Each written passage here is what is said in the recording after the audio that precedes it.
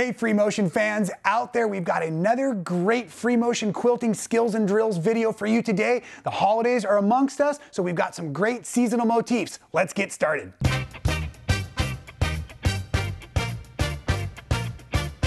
That's right, we've got a really fun pumpkin and a holly design we've designed for you, and we've got these wonderful free printables down in that description below. Just follow that link.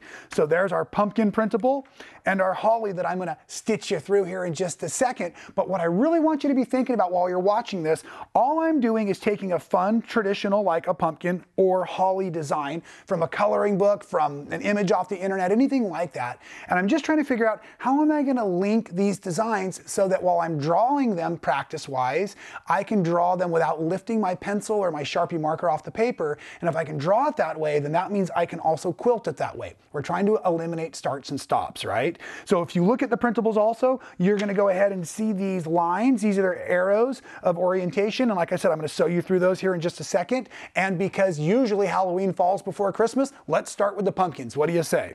Okay, here's a shot for you to see the pumpkins themselves. And what I was trying to also explain here is I've chained them together. We can go all different directions, right?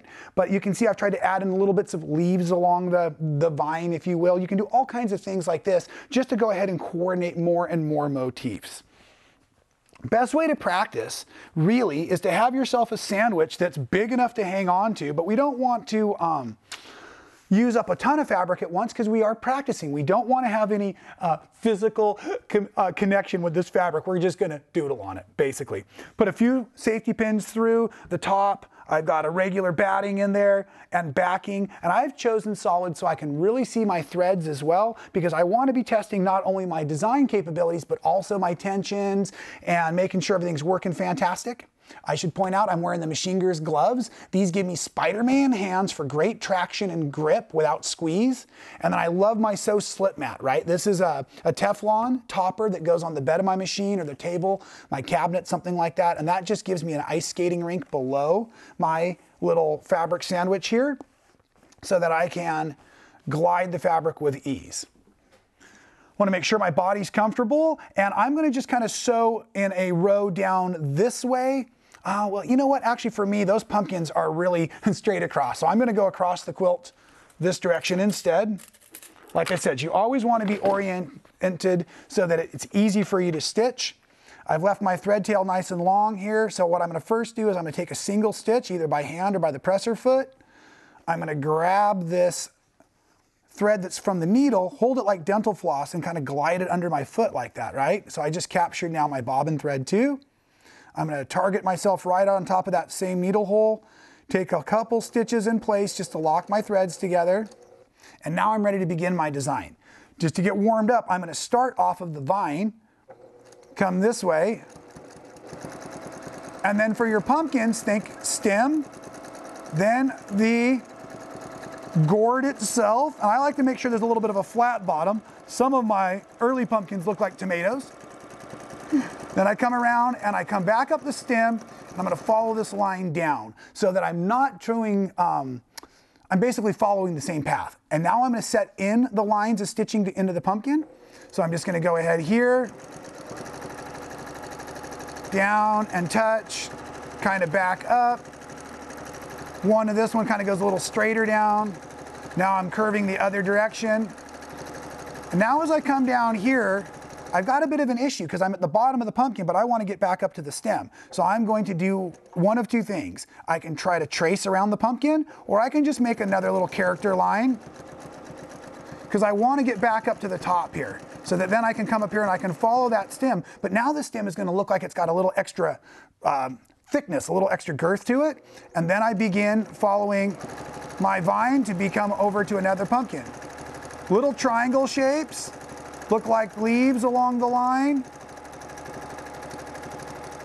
Little diamond shapes look like leaves along the line. Anything like that you want to do just to add a little more character and to break up the line, or maybe you're trying to do that in your cornerstones or something as you're working in sashings or borders. Let's do that pumpkin again. Let's do that stem. Come around, don't hit the pin. I should have moved it. A little flatter bottom.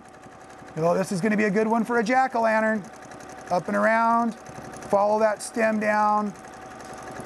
Let's put some character in it.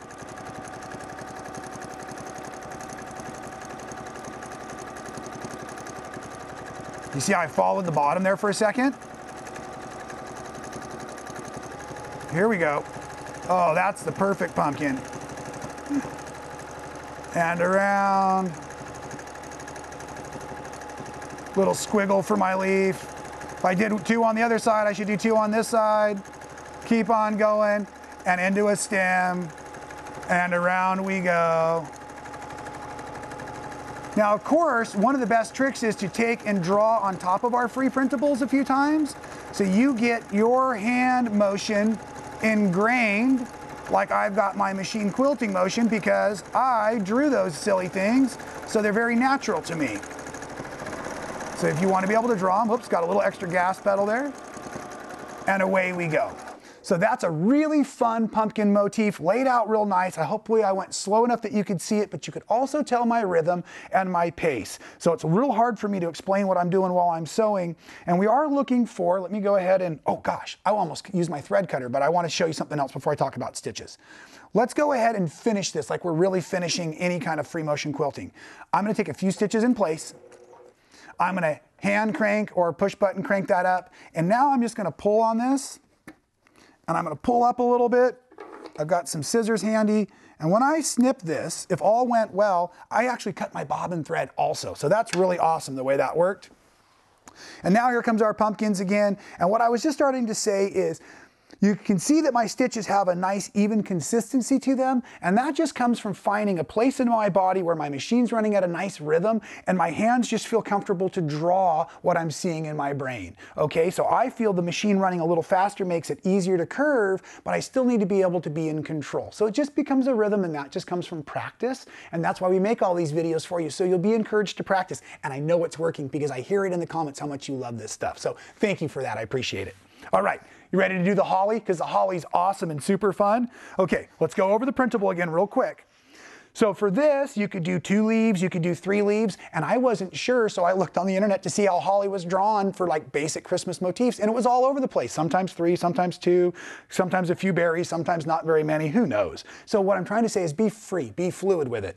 But as we do our holly leaf, what I'm going to try to show you is there's this fun nature to this curve in creating. It's like a 5 points, 1, 2, 3, 4, 5, and then back to our starting spot. So that's what I'm going to be thinking about while my fabric is underneath the presser foot. And I should have pointed out, of course, we're using a reddish orange thread so that I can do it for holly or pumpkins either way.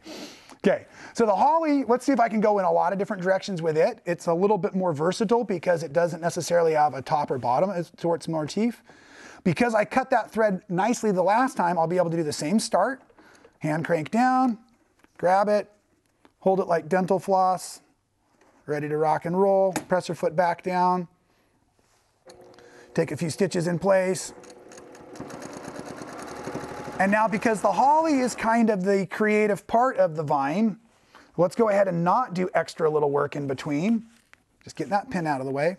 So as I begin starting that first leaf, I have to think, okay, I'm going to come to a point, and then I'm going to come to this point, and I'm going to arc into the next point. Now I'm going to arc to the tip, and this one gets a little tricky. I'm arcing back the other direction. There, just like that. Okay, now I'm going to do at least 2, however, and sometimes I need to kind of go off in the other direction. So I'm going to set that arc, maybe a little skinnier for the tip this time. And in here, and then I can run a circle and a circle to create the berries. And now I'm moving off into another direction. See, so I can go anywhere with the holly. This is great. You probably noticed that I've got my needle set for the down position, so every time I stop, the needle stays in, quilt doesn't move. Now let's try a 3-leaf holly. So again, I'm coming up, arc, arc, arc, down. Oh, I almost missed that arc. I was thinking about something silly to say about those pumpkins in the mirror there.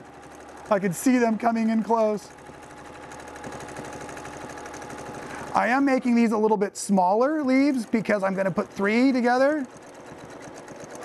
And I do believe that changing the size adds character. There's that one. A couple of And the fun thing with circles, we talk about this in the other circle video, is if you're doing circles, do your circles all the way around.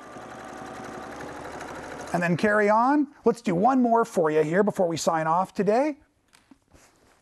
So let's go ahead and do this. As a matter of fact, you know what? You know that I love to listen to my music while I'm jamming and doing my quilting. It actually really helps me keep my pace. So why don't I try a few more holly leaves? I'll sign off now and thank you again for being a Man Sewing fan. And please keep dropping in those comments below the next style of sewing and free motion quilting motifs you would like to see from me, because your inspiration is my inspiration. We'll check you next time at Man Sewing.